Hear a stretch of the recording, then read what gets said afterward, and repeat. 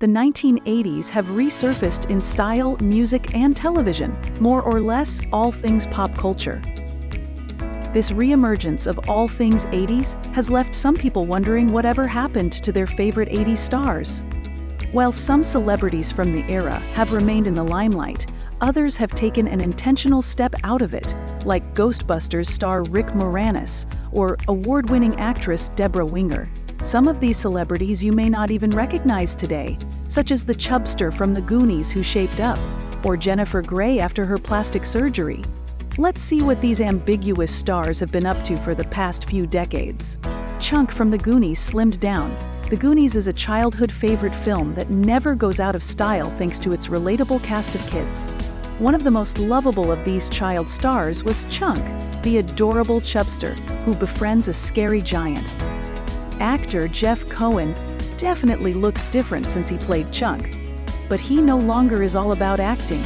He earned a law degree and started his own firm, Cohen & Gardner. He technically never left Hollywood though. His firm is in Beverly Hills and specializes in entertainment law. This Lost Boys dream girl is all about the Atlanta Hawks.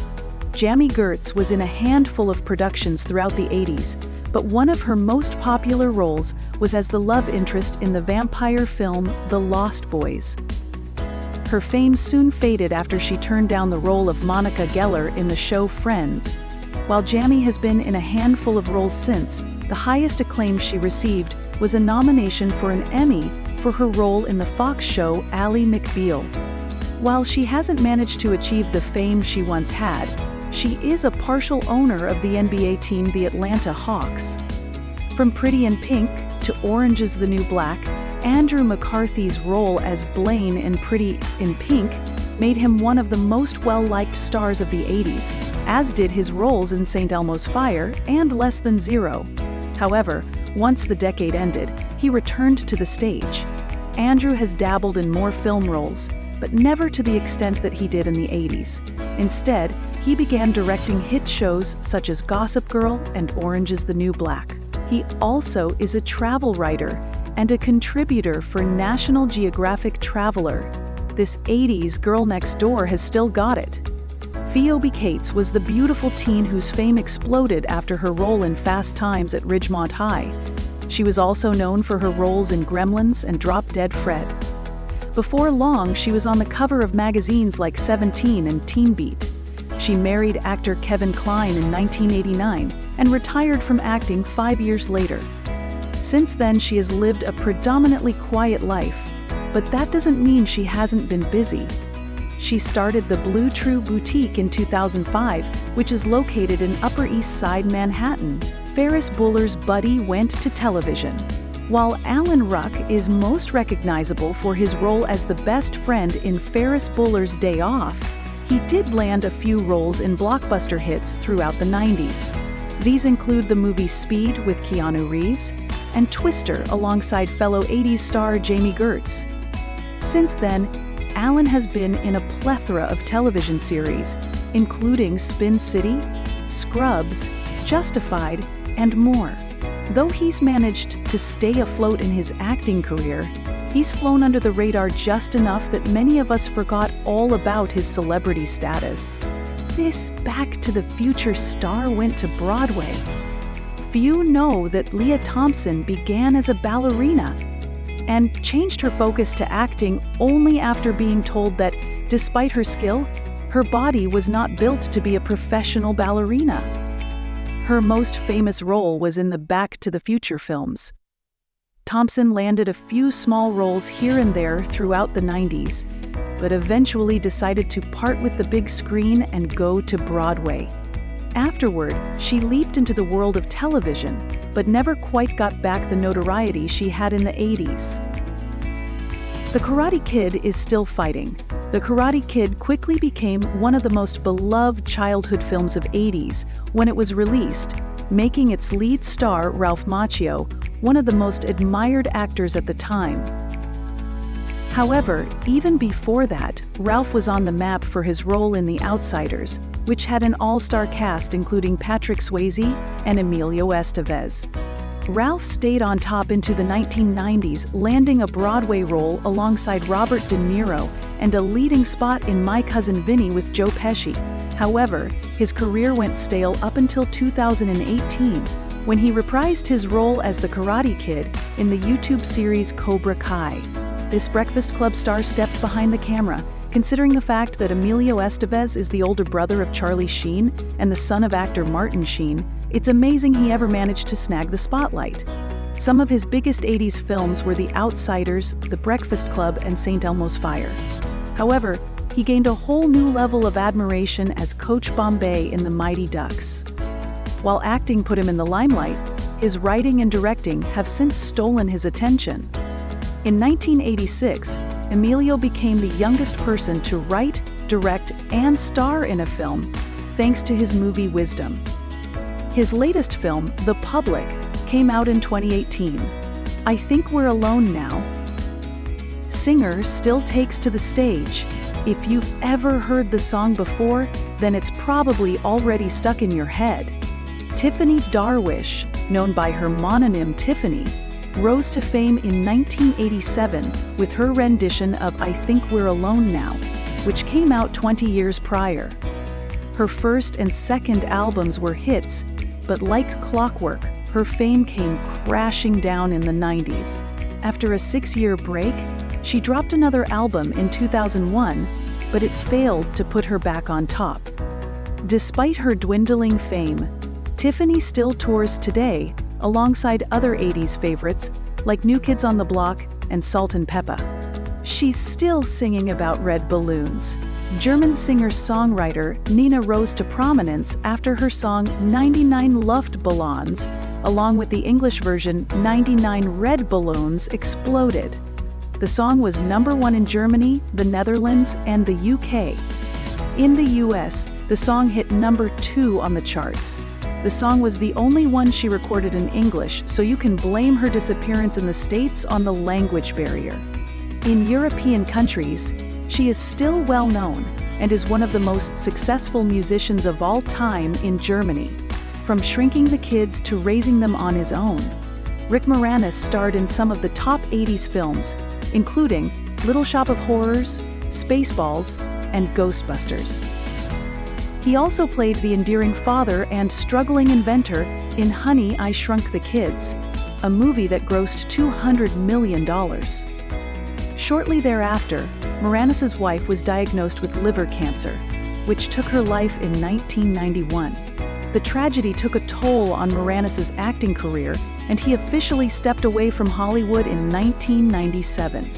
He then transitioned into being a stay-at-home parent and has since released 2 comedy albums. This Terms of Endearment star grew tired of the terms of Hollywood.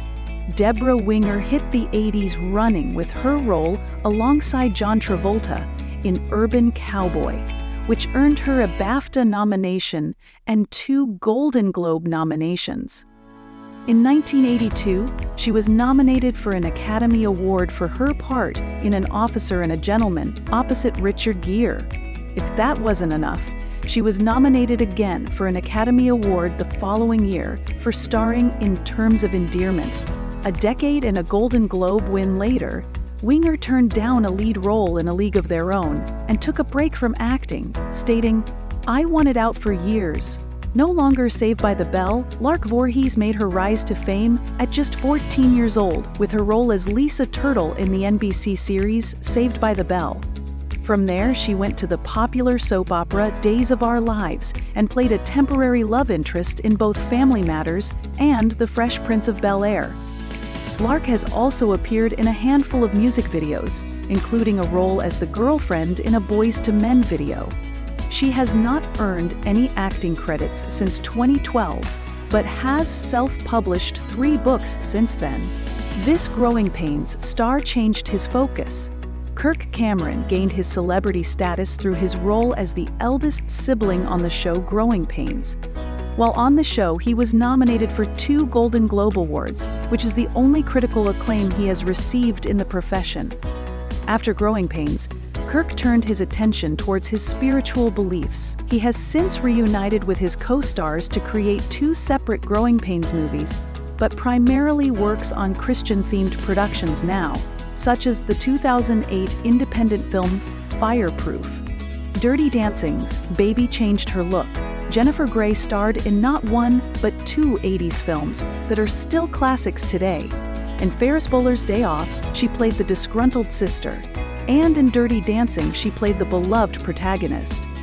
Everything came to a crashing halt in 1989.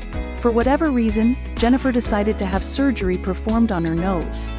The procedure changed her appearance so significantly that she was no longer recognizable.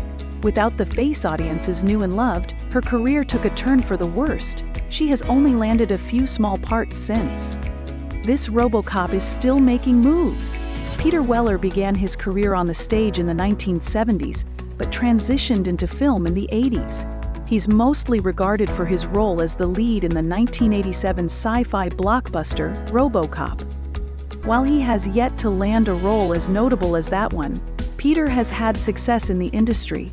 He's been in more than 50 films and series throughout his career. You just have to pay attention to notice him. He also has built a name for himself as a director, especially for directing the popular show Sons of Anarchy. This tough-as-nails 80s actress is still breaking barriers for women. Jeanette Goldstein was in some of the most popular action films of the 80s, Aliens, Near Dark, and Lethal Weapon 2, 2 of which earned her a Saturn Award for Best Supporting Actress. She continued her streak into the 90s with Terminator 2 and Star Trek Generations. Despite her talent, Jeanette went on to only land small parts, many of which had titles rather than names, such as Generic, Dawn Drama, and Beeswax Chrysanthemum. In order to put her skill set to good use, she turned her focus away from acting and became an entrepreneur. Nothing else compared to her Back to the Future role. Claudia Wells' fame happened by fate.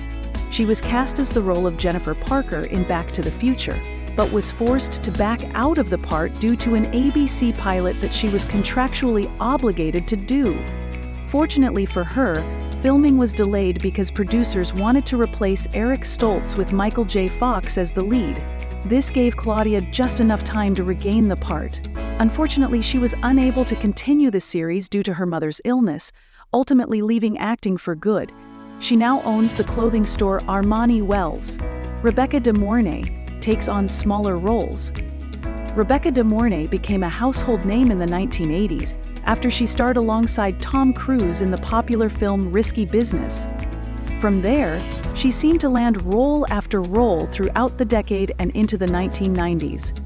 However, all good things must come to an end, and De Mornay stopped starring in films and began finding herself in smaller, supporting roles on television.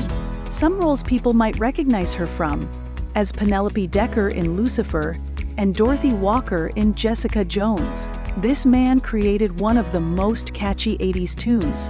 Many were surprised to find that the soulful voice behind the 1987 song Never Gonna Give You Up was performed by none other than a 21-year-old Rick Astley.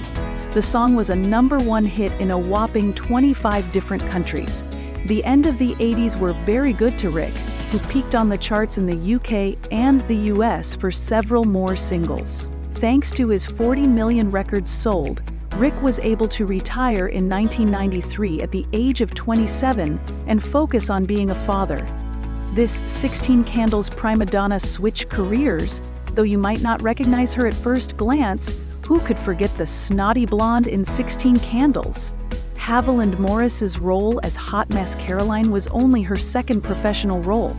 Unfortunately, the fame was short-lived.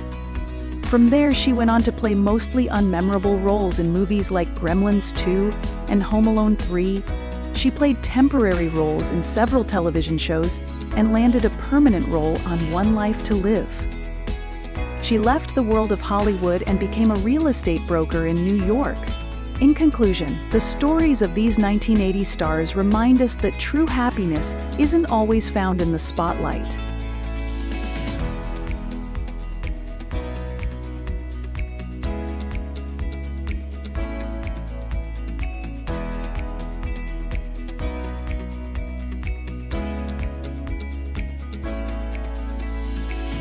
In conclusion, the stories of these 1980s stars remind us that true happiness is not at all confined to success or significance. Their journeys highlight the resilience of the human spirit and the importance of embracing change. Fame may be fleeting, but the pursuit of joy and meaning is timeless. And these stars proved that reinvention can lead to a brighter, more authentic life.